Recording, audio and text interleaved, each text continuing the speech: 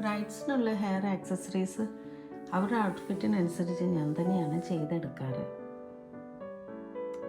Bridal hair style ചെയ്ത് കഴിയുമ്പോൾ ഏതെങ്കിലും ഒരു വശത്തായിട്ടാണ് കൂടുതലും ഡെക്കറേഷൻസ് കണ്ടുവരാറ്. എനിക്ക് പക്ഷേ രണ്ട് സൈഡിലും ഹെയർ ഡെക്കറേഷൻസ് കാണുന്ന രീതിയിൽ ഡെക്കറേഷൻ വയ്ക്കുന്നതിനോടാണ് കൂടുതൽ താല്പര്യം.